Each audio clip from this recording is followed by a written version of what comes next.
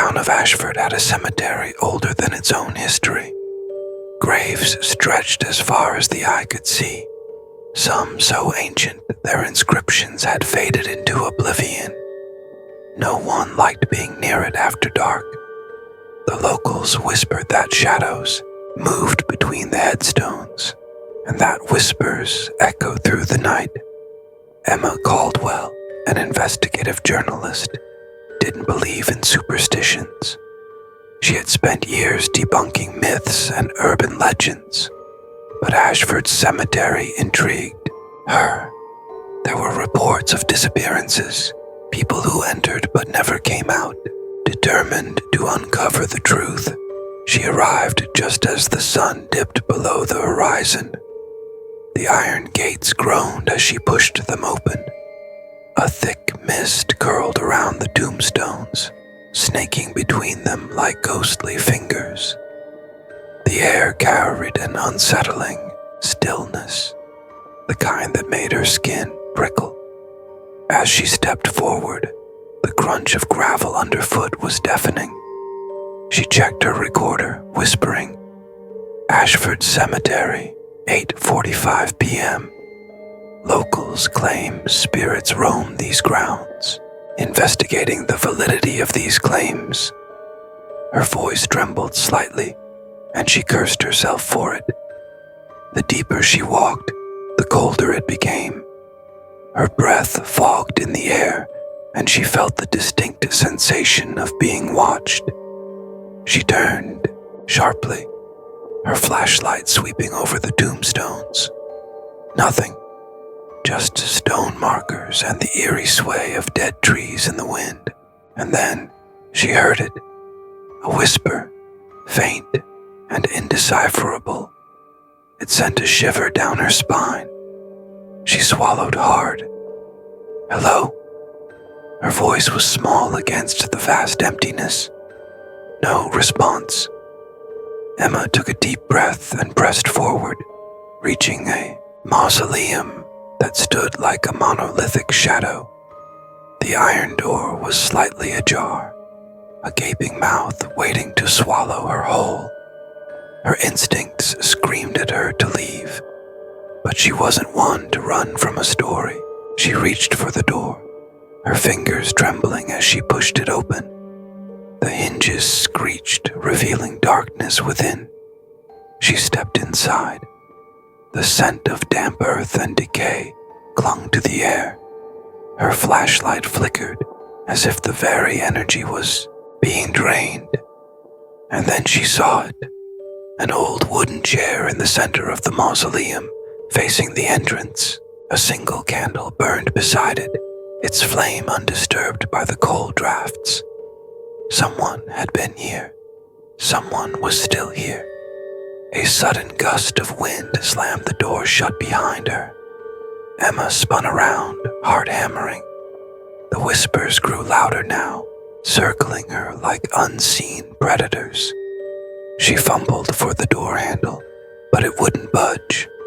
The air grew heavy, suffocating. She wasn't alone. Then, a voice, low, almost amused, breathed into her ear. "You shouldn't have come." Emma's breath hitched in her throat as she spun around, her flashlight flickering. The mausoleum was empty, at least that's what her eyes told her. But she could feel it, something unseen pressing against her, the air thick with an oppressive presence. The candle by the chair flickered wildly, casting distorted shadows along the stone walls. "Who's there?" she demanded, forcing strength into her voice. Silence. The shadows twisted unnaturally, and then she heard it again. A whisper, soft as a sigh, but carrying weight, meaning. "You shouldn't have come," it repeated. Emma's fingers fumbled for a recorder, pressing the button to capture whatever this was. "Who are you?" she asked, her voice barely above a whisper. A pause, then a dry, rasping chuckle. "You already know." A chill ran down her spine. She had spent weeks researching this cemetery. Dozens of people had vanished, their last known location recorded near this very mausoleum. But no trace of them was ever found. No bodies, no footprints leading out. The town avoided questions. The police filed them away as unsolved disappearances. And now, here she was, facing whatever secret Ashford Cemetery had been hiding. The temperature plummeted. Emma's breath came out in white puffs, and she hugged herself to keep warm. She turned her flashlight toward the wooden chair, heart pounding as she noticed something new, something that hadn't been there before. A name carved deep into the back of the chair. Emma Caldwell. Her blood ran cold. "No," she whispered, stepping back. "No, that's not possible." She reached out, her fingertips tracing the rough indentations. The wood was splintered, old, as if the carving had been there for years, decades even, but that didn't make sense. The whispers returned louder this time, overlapping voices, frantic. Some begged, some warned, and one deep and unmistakable simply said, "Sid." Emma staggered back, shaking her head. "No, I'm not playing this game." The candle flickered violently, and suddenly the room shifted. The walls stretched, the shadows elongated. The door. Where was the door? She turned, heart hammering. It was gone. Only stone surrounded her now. The mausoleum transformed into something else. And then she saw them. Figures standing in the dark corners, barely visible, their faces gaunt, hollow, watching. One stepped forward. His eyes were sunken, his mouth twisted as if trying to speak. And finally, in a broken, whispery voice, he rasped, "You've been here before." Emma's pulse pounded in her ears as the figure stepped closer, its skeletal fingers twitching at its sides. The other shadowed forms remained motionless, their hollow eyes fixed on her. She wanted to run, to scream, but her body refused to move. "What do you mean?" she whispered, her voice trembling. "I've never been here before." The figure tilted its head, its cracked lips stretching into something that almost resembled a smile. "Not in this life." A violent shiver ran through her body. The words scratched at something deep in her mind, an unease that had been there since she stepped foot in Ashford Cemetery. The missing people, the unsolved disappearances. It was as if the town itself had erased their existence. Emma forced herself to take a breath, gripping the recorder in her trembling hand. "Who are you?" she asked. The candlelight flickered, casting long, shifting shadows against the stone walls. The figure's mouth opened, but no words came out. Only a low, rattling breath. Then another voice, clearer this time, echoed through the mausoleum. "You were one of us." Emma's stomach twisted. "No," she said, shaking her head. "That's not possible." But deep inside, something stirred. A memory, not of this life, not of this time, but of something older. Images flashed through her mind. A dark night, the scent of damp earth, voices whispering around her, and then pain, crushing, suffocating darkness. She gasped, stumbling back, the mausoleum spinning around her. "No," she choked out. I don't remember." The figures moved closer, surrounding her now. The one in front reached out a hand, its bony fingers brushing against her arm. A shock of ice spread through her veins, and suddenly she was somewhere else, The cemetery was the same, but different. The graves were fresh, the air thick with fog. A group of people stood in a circle, their faces hidden by deep hoods, and at the center of it all, her, bound, kneeling on the dirt, terror in her eyes, a sacrifice. Emma gasped, the vision ripping her back into the mausoleum. She staggered, her breath ragged, her heart hammering in her chest.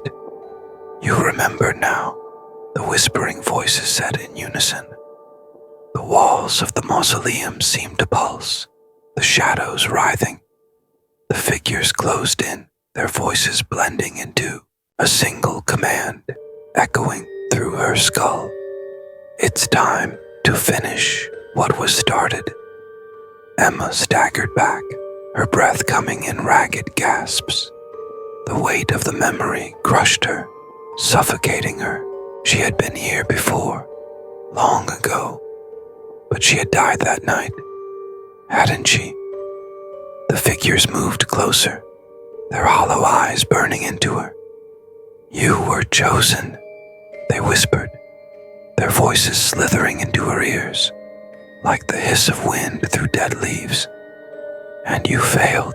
Her body trembled as more flashes of the past burst through her mind.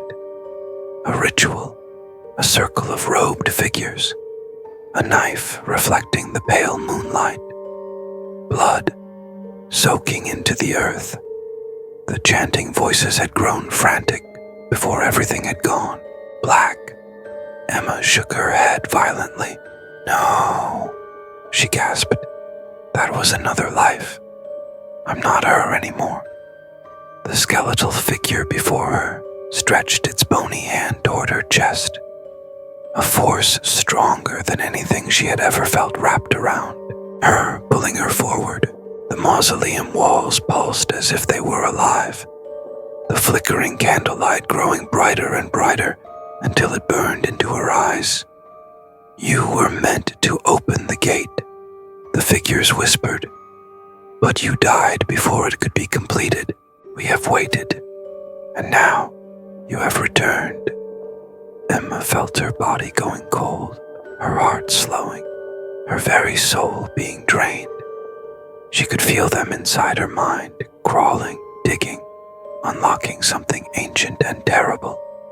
"No," she screamed, gripping the recorder in her hand.